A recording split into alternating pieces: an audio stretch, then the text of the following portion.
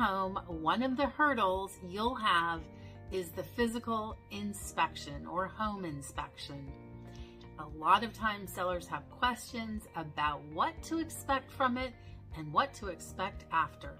So that's the focus of this week's episode of Selling with Shannon. I'm Shannon with the Shannon Jones Team at Keller Williams Realty in Long Beach, California.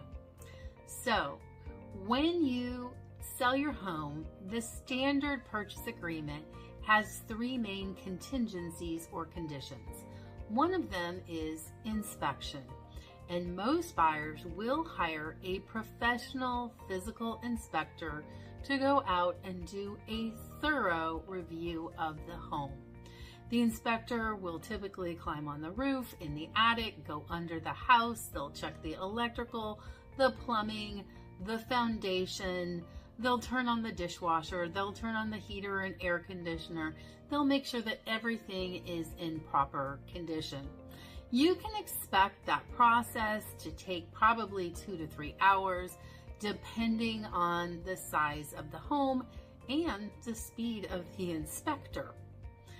The buyer and the buyer's agent are typically there at the home inspection, and the seller is usually not there. At the end of the inspection, either there on site or later, the inspector will provide the buyer with a written or digital report, basically detailing all of the findings. And it's typical, most houses do have something wrong. But what the buyer's trying to verify is whether or not there's anything that creates a significant concern for them. Buyers can have other inspectors as well, so a roof inspection, a foundation inspection, or pretty common, a sewer line inspection.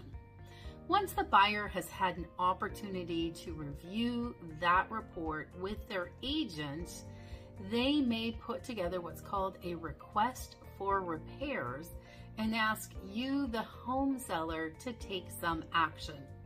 That might be to repair items, or it might be to provide them with a credit in lieu of repairing those items. As a seller, you don't have to do anything. You don't even really have to respond to their request, though I do recommend you respond. The contract in California says every house is being sold as is, unless you came to some other agreement in the contract, but it also gives the buyer the right to do a reasonable inspection. So you do need to provide them with access in order to do this investigation. When you get a request, it's wise to look at it and determine whether or not the buyer's request is reasonable. So if you said no and this buyer went away, is the next buyer likely to ask for the same things? Work with your agent to structure a response that will allow you to move forward. If you have any questions about the home inspection process, let us know. And here's something to consider. If you don't want to have any surprises at all from the inspection, and you have some concerns that that may be the case, you can actually hire an inspector and do your own inspection prior to putting the home on the market. The thing to note, though, is that if the inspector finds anything that you weren't aware of, you will now need to disclose that to potential buyers. Thanks for watching, and if you have any issues or topics you'd like us to address on future videos, let us know.